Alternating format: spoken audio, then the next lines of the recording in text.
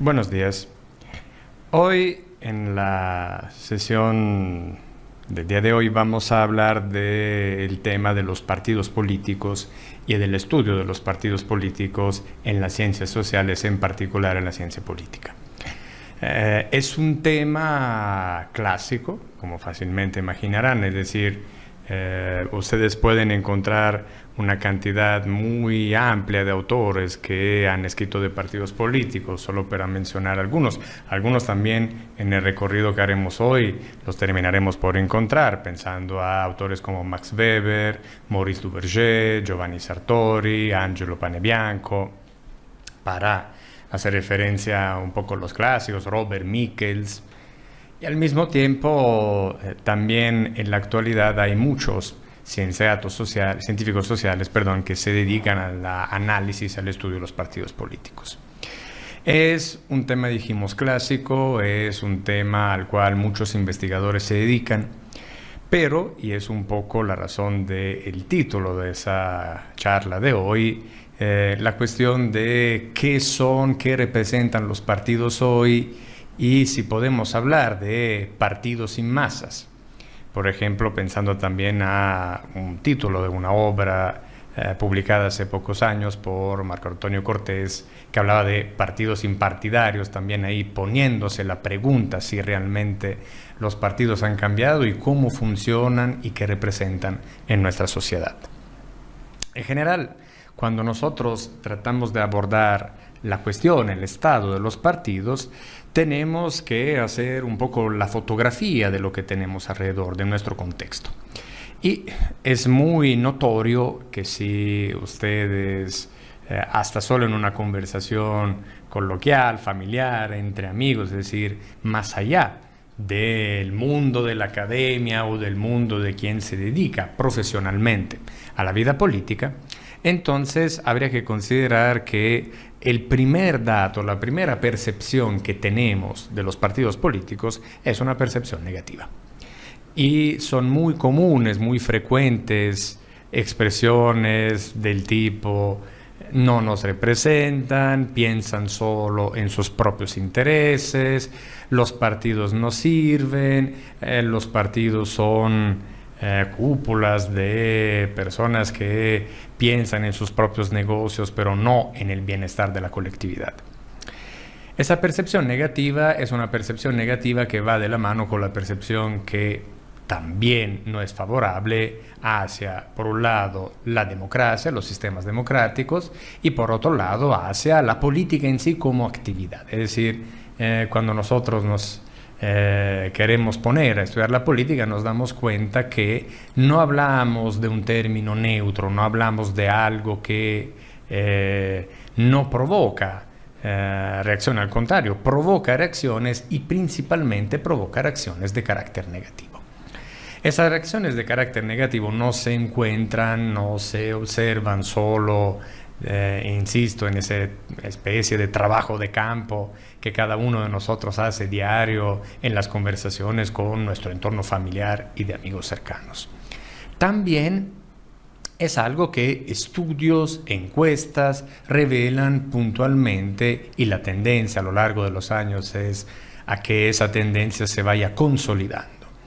Las encuestas como los estudios como el Latinobarómetro en América Latina, o también en un contexto políticamente, socialmente, que puede parecer muy distinto, como es el Eurobarómetro en los países de la Unión Europea, muestran en ambos casos cómo la imagen de los partidos políticos tiende a ser descalificada y tienden los ciudadanos a no confiar en esas organizaciones como referente para resolver sus problemas y para ayudarlos a vivir en un entorno, en una realidad positiva que les garantice buenas condiciones de vida.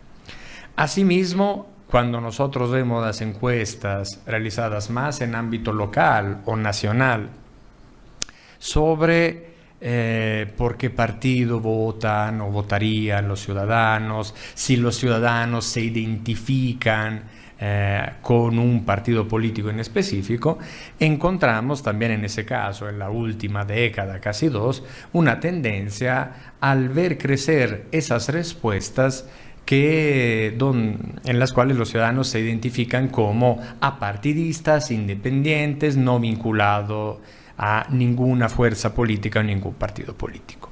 Entonces, eso es, a grandes rasgos, el estado de la cuestión. Hablamos de un objeto que aparenta una situación de crisis. Cuidado, aparenta. Porque por otros lados hay toda una serie de datos, de evidencias, que muestran que los partidos son organizaciones que, al contrario, gozan de una cierta posición y de una cierta buena salud. Por ejemplo, el hecho que el dato probablemente más intuitivo, más sencillo de detectar, el hecho que los partidos políticos son organizaciones que reciben flujos de dinero, de financiamiento con aportaciones públicas y también, cuidado, con aportaciones privadas, significa que, si lo queremos decir con un término quizás poco académico, pero fácil de entender, el negocio de los partidos políticos sigue siendo un negocio que tiene posibilidades de prosperar. En el lenguaje de los economistas diríamos un negocio con una alta rentabilidad. Eso por un lado. Y por otro lado, nosotros vemos que quien se dedica todavía hoy a la política siguen siendo personas de la clase política que pertenecen a partidos políticos. Es decir, nos cuesta un poco trabajo imaginar una forma distinta, una organización que sea otra y que se dedique a hacer política. Entonces los partidos existen, aunque aparentan ese escenario de dificultad, y desde la perspectiva de las ciencias sociales estamos interesados en estudiarlos porque de alguna forma pues, nos revelan informaciones importantes sobre la vida de nuestro entorno, nuestro país y en general también a nivel de estudios comparados. Ahora, explicar por qué tenemos los partidos y por qué nos interesamos a ellos puede dar pie por lo menos a tres tipos de respuestas, de argumentaciones, que son las que encontramos cuando leemos los autores, politólogos, historiadores, científicos sociales, o también cuando escuchamos quién hace política. Un primer argumento es el argumento de la necesidad, es decir, quien argumenta que los partidos son una pieza necesaria para poder vivir en un entorno democrático. En ese sentido, es importante detectar que hay una cierta noción de democracia también que sustenta esa idea. Es decir, es la noción de la democracia electoral, de la democracia que pasa a través de las elecciones y de la pluralidad de fuerzas políticas. La idea que, dando espacios para la libre expresión de las ideas y de las preferencias, y luego remitirlas al juego de la contabilidad electoral, quien tiene más votos obtiene el mayor número de cargos representativos y está con el derecho de tomar decisiones a nombre de la colectividad. En ese sentido, hablar de partidos significa hablar de una especie de mal menor. No son organizaciones perfectas, no son organizaciones virtuosas, pero el mismo hecho que haya una pluralidad de ellos garantizaría la tranquilidad de vivir en un entorno democrático y por lo tanto no en un entorno autoritario donde quien ejerce el poder no permite libremente que alguien más que piense diferente pueda expresar sus ideas y hacerlas manifiestas. Eso por un lado.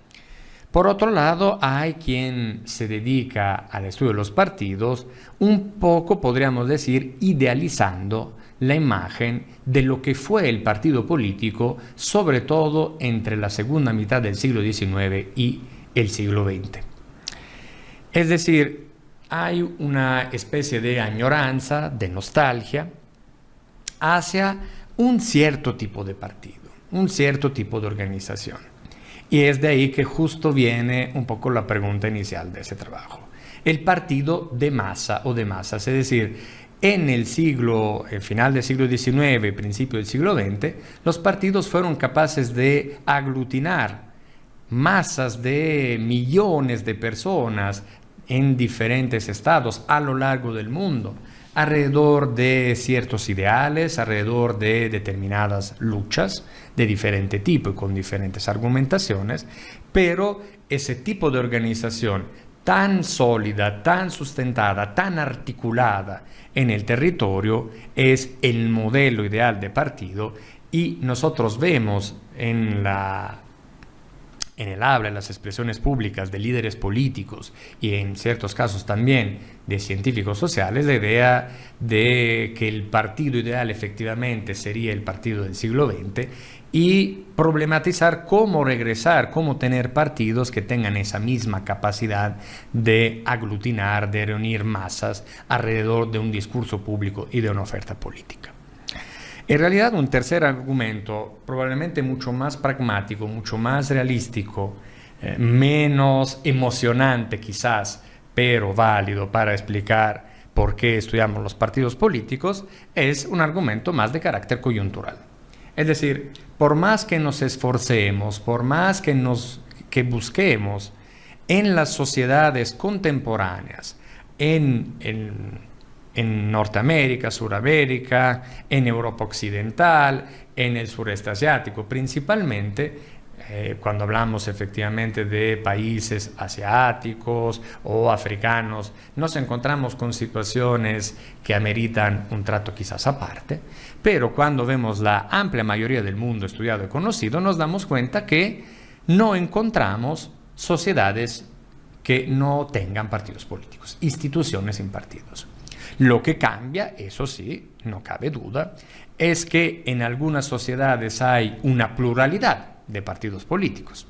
En otras hay situaciones donde hay un solo partido político real o efectivo. Es decir, también pensando un poco en una definición que Giovanni Sartori acuñó, y justo acuñó pensando en México, en los años 60 del siglo pasado, esos escenarios de partido hegemónico, es decir, donde se aparenta que haya una pluralidad, se aparenta de que haya democracia, porque no hay un solo partido permitido desde el punto de vista de la normatividad, pero en la práctica, de facto, lo que cuenta es un solo partido y todos los demás son satélites o son una mera apariencia de oposición a la fuerza política gobernante. Argumento coyuntural, por lo tanto, estudiamos los partidos porque si queremos comprender el funcionamiento de la política en los estados, en la totalidad de los estados encontramos partidos, sean uno o sean plurales, y por lo tanto tenemos que pasar por ese objeto de investigación para comprender de qué estamos, qué procesos se dan y qué estamos viviendo. Como les decía anteriormente, a lo largo del siglo XX, por mucho tiempo, se vivió bajo una especie de idealización y mito de lo que representaba el partido político de masas, retomando una definición que asociamos a un autor clásico de la ciencia política y que es Maurice Duverger. Ahora, es importante aclarar un par de cosas en relación a ese modelo de partido político.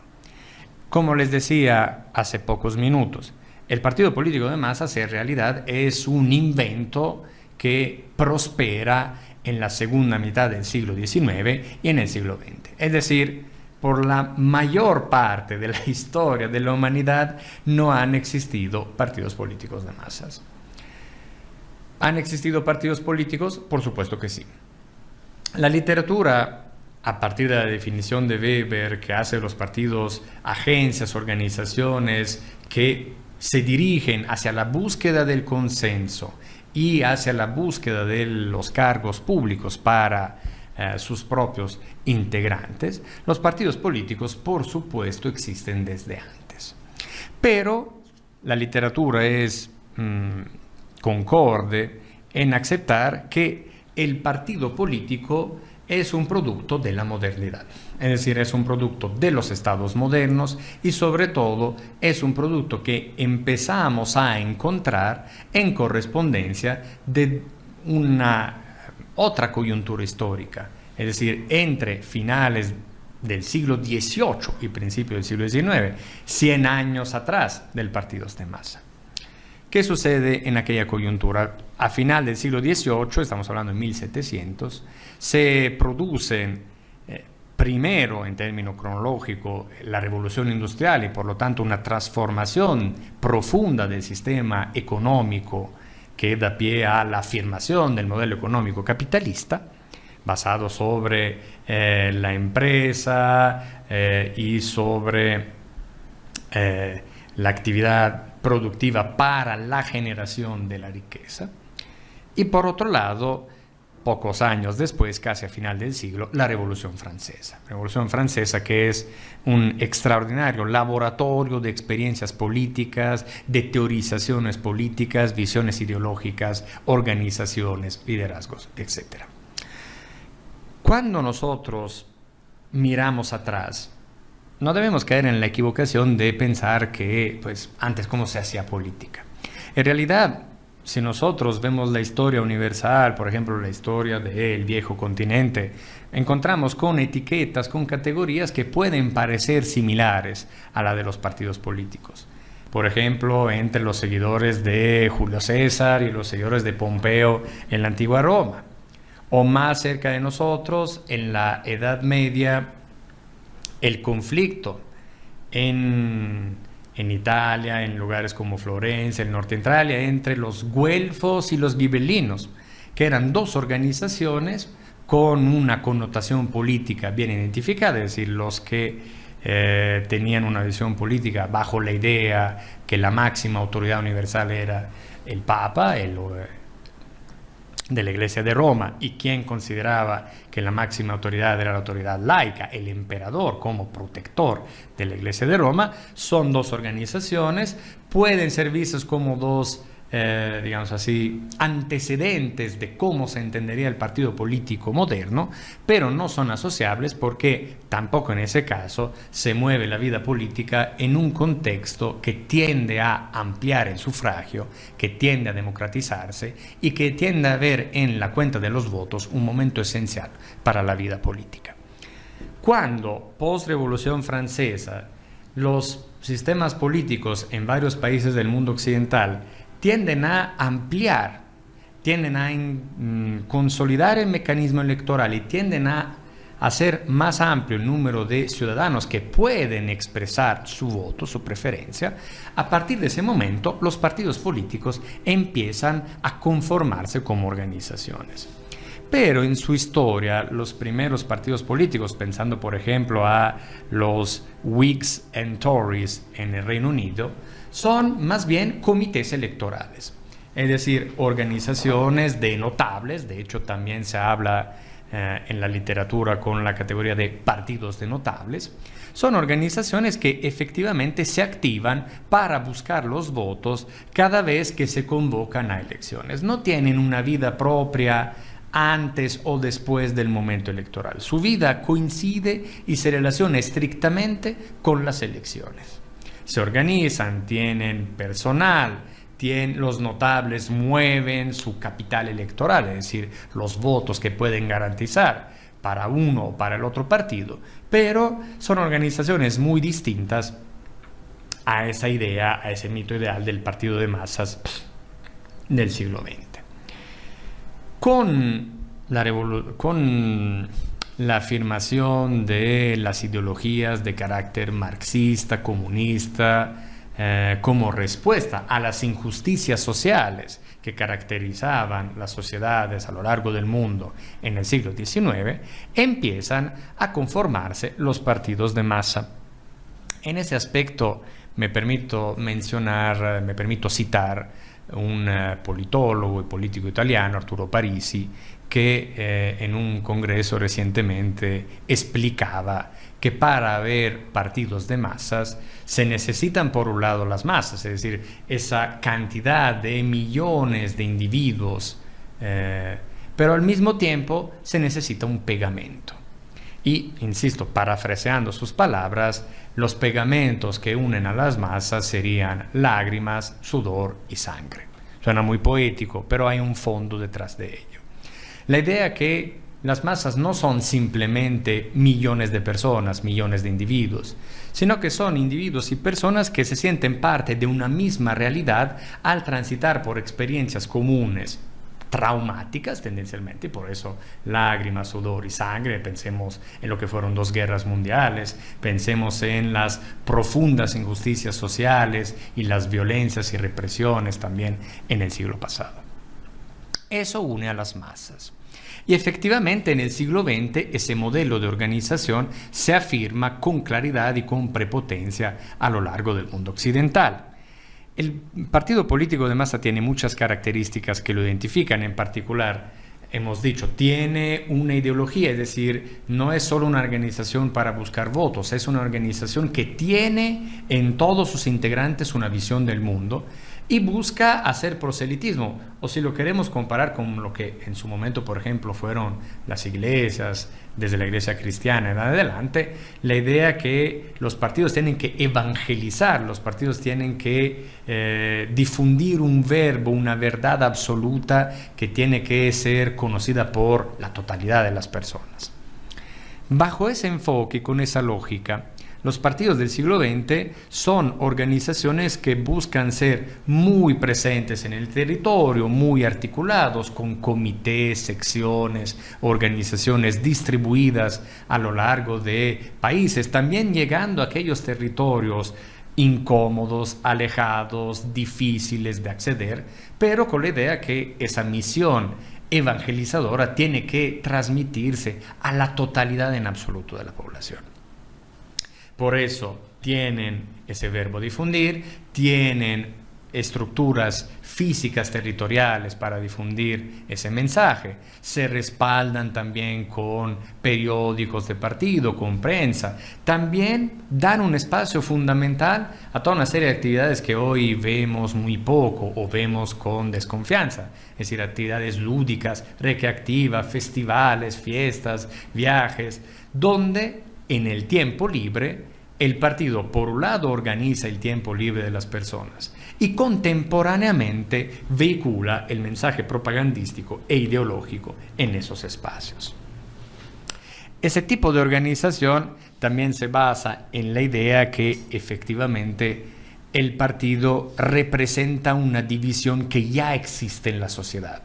2 científicos sociales del siglo pasado, es decir, Lipset y Rockham, identificaron todo eso con la teoría de los clivajes. Es decir, los partidos nada más hacen manifiestas fracturas que ya existen en la sociedad.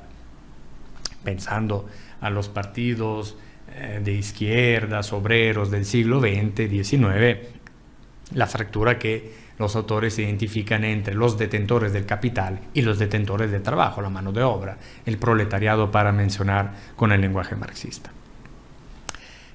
En realidad, ese tipo de organización no es solamente típico de las fuerzas políticas de las izquierdas a lo largo del mundo, porque ese modelo también se revela eficaz para organizar las masas, por ejemplo, católicas, y de ahí derivan los partidos cristiano-demócratas, que son otros partidos de masa que, bajo una diferente lectura ideológica, pero se organizan y estructuran de la misma manera, y también, por último, pero no por orden de importancia, los partidos nacionalistas de corte fascista o de extrema derecha, que también implementan ese mismo modelo organizativo, a pesar que, insisto, tienen una visión del mundo diametralmente opuesta a los 2 antes mencionados. ¿Qué sucede? Hemos dicho, el partido, según un poco ese enfoque de los clivajes, representa una parte de la sociedad, no la sociedad en su totalidad y su complejo. Sin embargo, hay una especie de contradicción conceptual que Giovanni Sartori tuvo la habilidad de detectar y denunciar muy propiamente en su volumen sobre los partidos y sistemas de partido.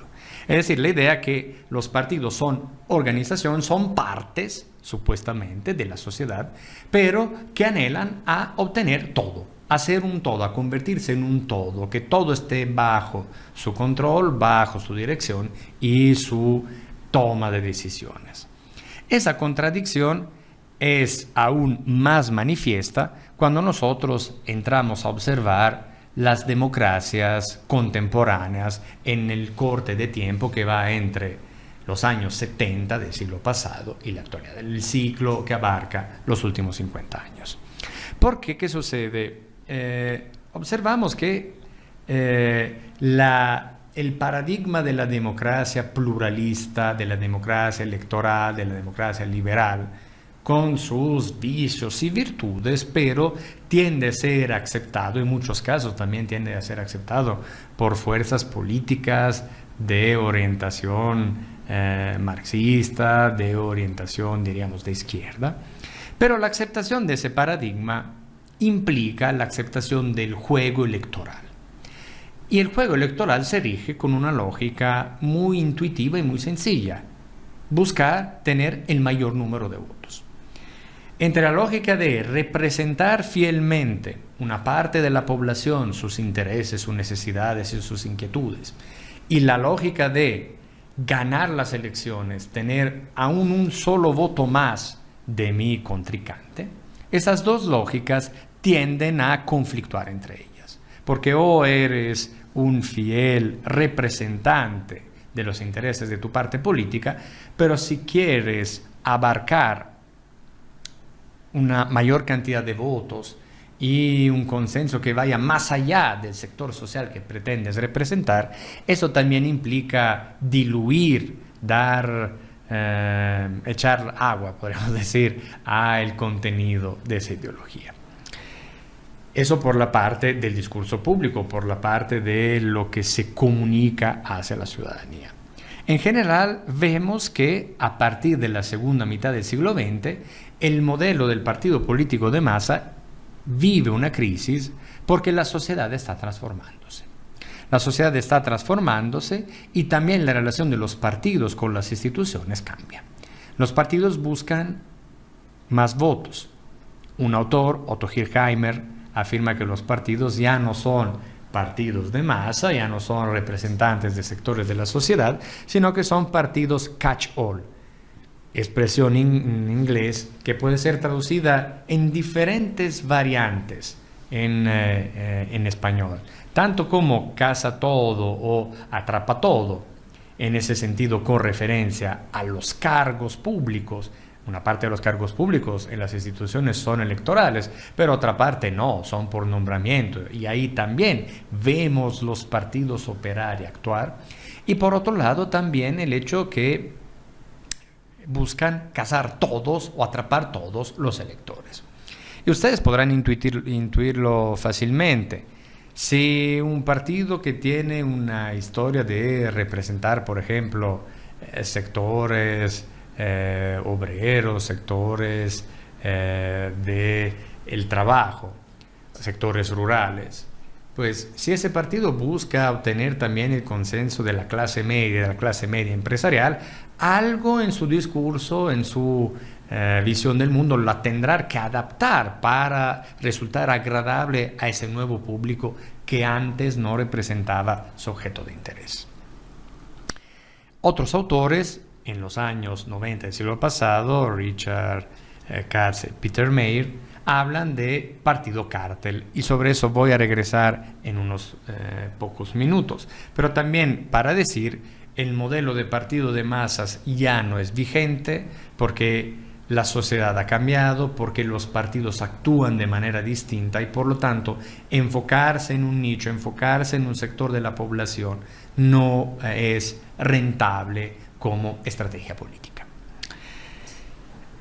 Entonces, tenemos millones de personas, tenemos individuos y seguimos teniendo partidos.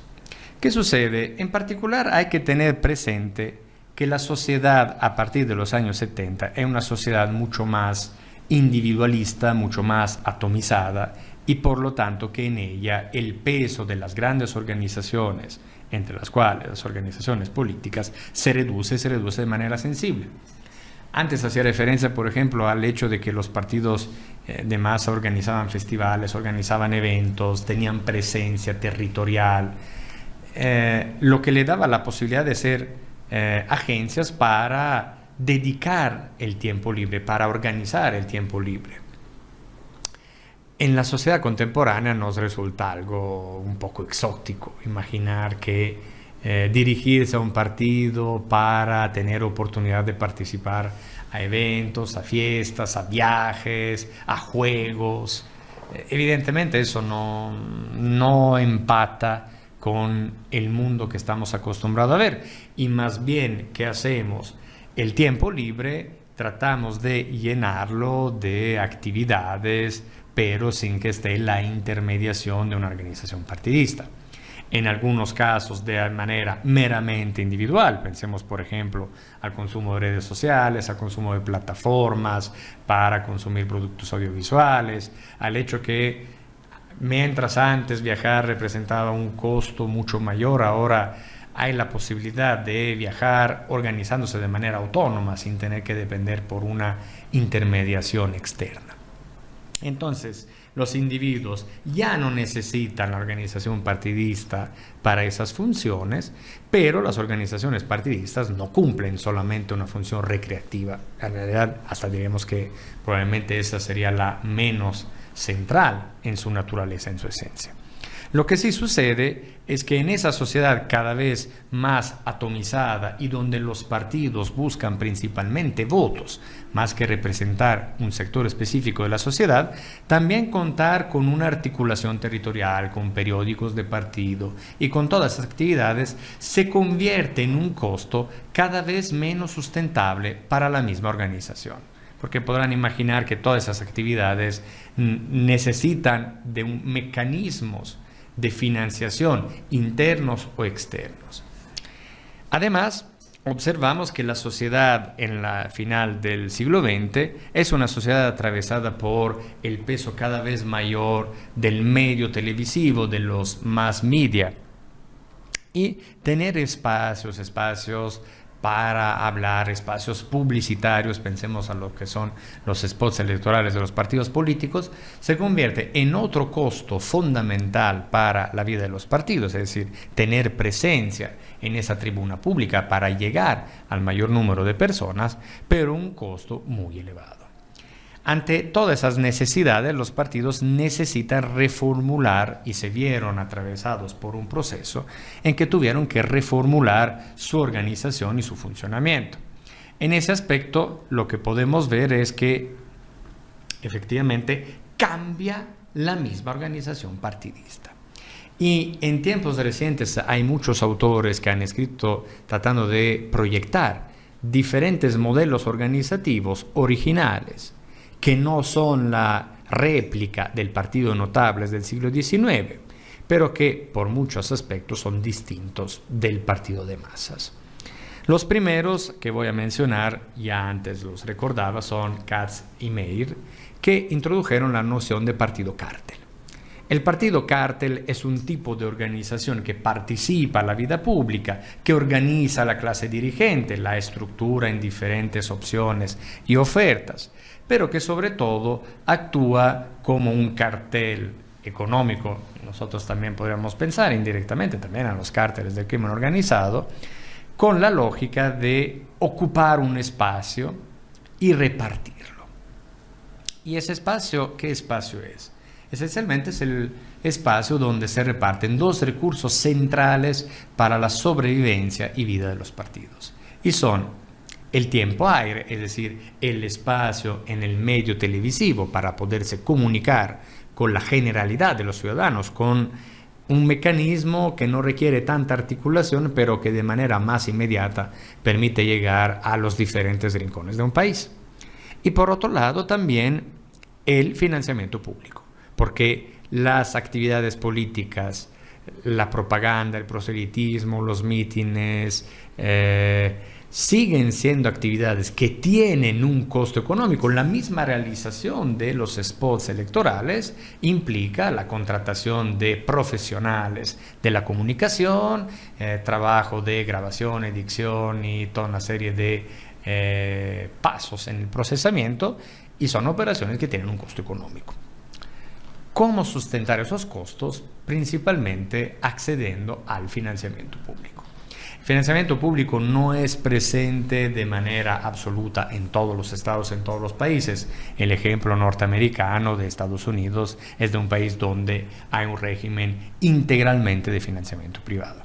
En otros casos hay mecanismos peculiares de financiamiento público bajo aportación voluntaria desde la declaración de impuestos de los contribuyentes. Pero la tendencia general es que sigue habiendo una amplia mayoría de países de estados que tienen mecanismos de financiamiento público y ese recurso es repartido entre los partidos políticos. Hablar de una lógica de cártel no tiene solo que ver con el hecho que se reparten esos beneficios, las organizaciones partidistas. También nos indica un cierto estilo de actuación, un cierto estilo de hacer política que tiende a tratar de excluir todos los posibles nuevos entrantes. Es decir, los partidos tradicionales, esa es otra definición que ha empezado a tener mucha fuerza en el lenguaje politológico con el transitar al siglo XXI, pero los partidos que llevan décadas existiendo en una arena política se organizan de manera, digamos así, no escrita, no formalizada, pero en la práctica, para hacer casi imposible el ingreso de nuevas fuerzas políticas en la vida pública y alimentar un ciclo en que esas organizaciones siguen sobreviviendo, repartiéndose ese pastel, podríamos decir, ese botín de recurso público. Eso es un concepto muy válido para describir cómo funcionan los partidos tradicionales. Sin embargo, también vemos el proliferar desde el arranque del siglo XXI de toda una serie de organizaciones, de nuevos partidos, algunos meteóricos, es decir, que aparecen y desaparecen en poco tiempo, otros que logran mantenerse por ciclos más amplios de vida y duración y a veces consolidarse dentro de sus sistemas políticos. Esos nuevos partidos responden a no cargando con el antecedente histórico de organizaciones, de estatutos, de formas ya consolidadas. Esos nuevos partidos tienden a implementar también nuevos modelos organizativos. Susan Scarrow, por ejemplo, habla de partidos personales, con referencia en todos aquellos partidos que nacen y que derivan sus mecanismos internos de vida y su legitimación a participar en la arena política del peso del liderazgo carismático de un individuo, de una persona. Luego también hay partidos de proceso democrático, es decir, aquellos partidos que a lo mejor tendemos un poco más dificultad a identificar, pero como el Partido de la Red en Argentina en su momento el mismo Movimiento 5 Estrellas en Italia, partidos que bajan la idea de democratizar todo y de, sobre todo aprovechando las plataformas digitales, poner cualquier decisión a la discusión de los involucrados. En ese aspecto, esos partidos no tienen una carga ideológica propia en sí, porque más bien la van construyendo a través de sus propios integrantes y por medio de votaciones internas, elecciones primarias o mecanismos de esa naturaleza, son un espacio para un proceso democrático interno que luego da pie a la participación al proceso democrático abierto, que son las elecciones generales. Otro autor, Kenneth Carty, habló hace unos 20 años de partidos franquicia, es decir, partidos que se convierten en especies de marcas, de etiquetas, que una marca central otorga a grupos, a élites locales, pretendiendo la difusión de la marca, difusión de un logo, difusión de un color, etcétera, etcétera, pero dando un cierto margen de maniobra a los grupos locales para hacer uso de esa misma marca. Por último, una propuesta un poco provocativa pero interesante de Oscar Mazzoleni, haciendo referencia a algunos partidos no gobernantes, minoritarios, pero que podemos encontrar, por ejemplo, en los Países Bajos o en Suiza, partidos sin miembros. Es decir, el exacto opuesto de la idea del partido de masa. Partidos donde hay candidatos, hay organización, se participa a los procesos electorales, pero en ningún momento se conforma un mecanismo de afiliación, de inscripción, de registro de individuos, de formalización de participación a la vida de la organización. La idea es una extrema personalización. Por supuesto que ese tipo de partidos también se asocian a la difusión de fenómenos que tendemos a catalogar como fenómenos de populismo, es decir, de liderazgos que pretenden ser la encarnación casi directa de la voluntad popular. Como pueden ver, los partidos han evolucionado y se han transformado en eso. Y, digamos así, un último apartado de mi exposición, un último capítulo, tiene que ver con, bueno, pero entonces, ¿cómo los vamos a estudiar? Porque si ya no son la misma cosa de lo que eran y representaban en el siglo pasado y que autores muy prestigiosos han estudiado, ahora, ¿cómo estudiamos los partidos políticos? En general, nosotros podemos encontrar, como les decía, que pese a toda esa crisis, pese a esa transformación, pese a todas esas discusiones, estudiosos de los partidos políticos en las ciencias sociales hay muchos, hay una gran cantidad. Digamos que es un tema, es como un traje gris, es una forma a lo mejor clásica, pero que sigue siendo vigente. ¿Qué se estudia? ¿Qué encontramos en las investigaciones académicas en los partidos hoy? Encontramos diferentes tipos de estudios, me permitiré mencionar algunos.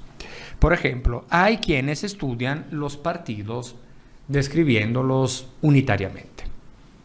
Autores que hablan, por ejemplo, con un enfoque más de carácter histórico, de Morena, qué es Morena, cómo nació, cómo evolucionó. Ahí pienso, por ejemplo, a los estudios de Juan Pablo Navarrete, o por ejemplo de Joy Langston sobre el PRI, o de autoras como Tania Hernández y Soledad Loaesa sobre el Partido Acción Nacional. Es decir, hay investigadores que efectivamente, interesados a partidos en el específico, se enfocan en ellos, observan sus líderes, sus transformaciones, sus documentos, su actuación en las principales coyunturas en la vida política de un país y tratan de hacer un balance que evidentemente está siempre sujeto a actualizaciones y a modificaciones, pero alimentando ese eje de la ciencia política, que es un eje muy relevante de historia de los partidos políticos. Hay luego autores que se enfocan en el partido como organización que en cierta medida da forma, estructura y articula a las élites y a la clase política. Un servidor, por ejemplo, tuvo el gusto hace unos años de trabajar un artículo sobre los fenómenos de transfugismo político. Transfugismo que puede ser de dos formas: transfugismo parlamentario y transfugismo electoral. En el primer caso son los políticos que una vez electos a un cargo de representación popular deciden de cambiar de partido. En el segundo caso es el transfugismo de quien cambia de partido antes de una elección, imaginando que cambiando de partido va a tener mayores oportunidades o de ser electo o de ser relevante en la vida política. Otro eje de análisis es la relación entre partido e instituciones y por lo tanto cómo los partidos se mueven dentro de los gobiernos, en las votaciones, en las relaciones entre ellos también en ese caso, perdón por traer un poco el agua a mi molino, pero ahí tuve el gusto hace un par de años de publicar un estudio sobre, en ese caso, un partido en específico, que fue Acción Nacional, sobre cómo se comportó en el recinto legislativo, y más recientemente un estudio sobre toda la evolución de la legislatura anterior y cómo los diferentes partidos se comportaron dentro del espacio donde se legisla para toda la Federación Mexicana. Y por último, aquí por ejemplo algunos estudios muy valiosos son los de Oniel Díaz Jiménez en temas de campaña electoral y de comportamiento electoral, es ver el partido como jugador en el juego electoral. Cómo se comporta en la contienda, qué resultados obtiene, si incrementa votos, si pierde votos. Hay un término específico de la ciencia política que habla de la volatilidad electoral, es decir, los votos de dónde se mueven y hacia dónde se mueven. Esos son un resumen muy escueto, porque insisto, autores que se dedican al estudio de los partidos políticos son mucho más, y también no solo dentro del país, sino a nivel internacional. Pero yo creo que con eso podemos, digamos así, concluir nuestra charla odierna con una conclusión, digamos así, aproximada. Es decir, cuando hablamos de los partidos, hablamos de un tipo de organización que cuesta trabajo analizarla con un enfoque científico, un enfoque neutral, un enfoque aséptico. Pero si queremos comprender el funcionamiento de nuestras sociedades, un poco ese argumento de la naturaleza coyuntural, no podemos evadir esa idea. Eso no significa pensar que no puede haber sociedades sin partidos. Por supuesto que la puede haber. Es muy difícil, muy problemático y muy complejo imaginarlas hoy. También por la resistencia tanto de la clase política como de la ciudadanía a pensar en formas, en modalidades distintas.